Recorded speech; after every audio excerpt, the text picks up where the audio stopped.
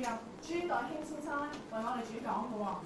咁佢嘅主講嘅主題咧就係一分耕耘8分收穫，或者我哋熱烈嘅掌聲歡迎朱代興先生。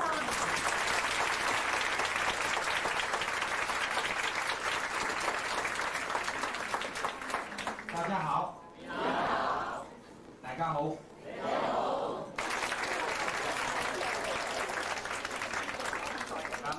今日呢個題目咧就俾我攬住差唔多係7年前啦。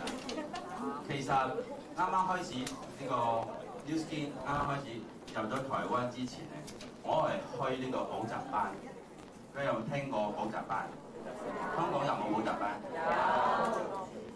以前點樣可以補習班咧？其實我有美國讀書翻嚟嘅時候，喺呢個大學教書，點咧唔敢完，因為我老豆係呢個顏子嗰一派，知唔知顏子係邊個？顏，不是蠻子啊！好，大家依家開始教我講廣東話，好嗎？1、2、3講一次。顏子講一句話，你聽過未啊？好，我依家考你哋廣東話。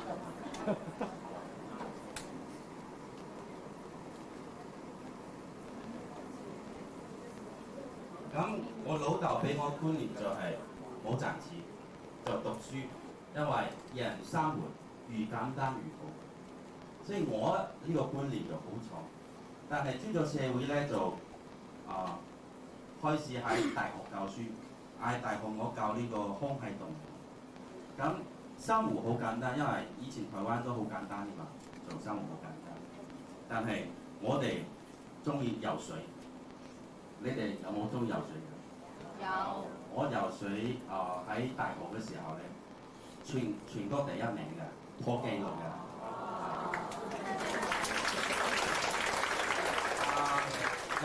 我阿媽又係全國第1名嘅，即係我游水，我呢家都係中華民國，呢家唔可以講中華民國啊，中華咧，你哋到底咧，要到幾時先可以買一架車俾我？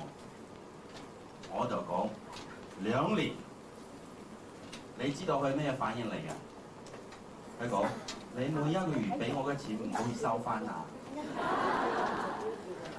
我講唔會，人哋講興趣，我對學語言好有興趣。其實除咗呢個廣東話，其實呢個話啲卡寫少啲，韓國話我又寫少啲，識講啲。所以咧，我就講喺揾一個教英文嘅工作。教英文喺嗰個時候喺台灣就呢個。鐘點費係咪咁樣講？鐘點費，你哋係咪咁講？學費好細或者好少，好少，就好少。咁我教咗一段時間咧，我一教就即刻好出名嘅。你哋知唔知道我喺台灣有電視教英文？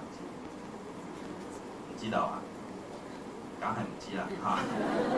OK，John Mary go to school， 咁樣係咪似英文啲？佢哋一聽即刻好高興嚇，即刻好多人嚟學。其實一下 stress reason and syllable reason，very simple， 好簡單。咁做出嚟好出名啊！咁我補習班一個台就同我講：咁你教書教得咁好，你點解唔自己開？你哋有冇望自己開個公司做間大老闆？有冇？但係好多人連望都唔敢望，就好似你依家叫佢做南轉或者後灣南轉，其實我同你講聲真係3個字，好簡單，真係好簡單。但係有啲人就係太諗法唔簡單，所以自己諗得好，自己會驚會點啊？好多諗法出嚟，其實諗法越簡單越好，就諗得好簡單，再咁樣做。等陣我會同你哋講點樣開始啊！咁好簡單嘅事，咁我同你講唔可能，點解唔可能？因為大老闆我印象就好差唔多30幾歲咁樣，好有錢背景，好有身份，好有關係先得做老闆嘛。咁我呢個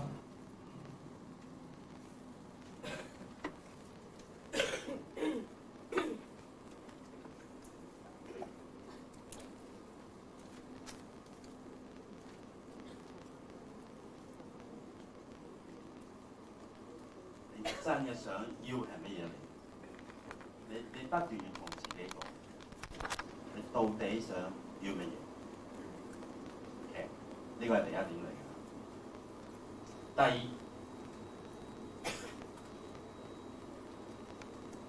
呢個係中文，係英文嚟。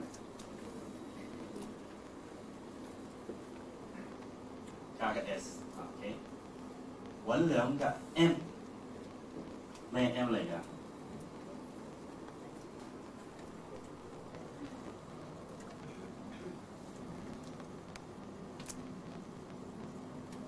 一個係咩嚟㗎 ？Mentor 師傅你呢一行入邊邊個係你最欣賞嘅？係嘛？最欣賞嘅人梗係你嘅咩上司嚟，係咪？佢依家做乜嘢事？好似有啲人講，好似做目標好似喺台灣，我點樣教佢哋做目標咧？就係、你講你想一個月賺到幾多錢？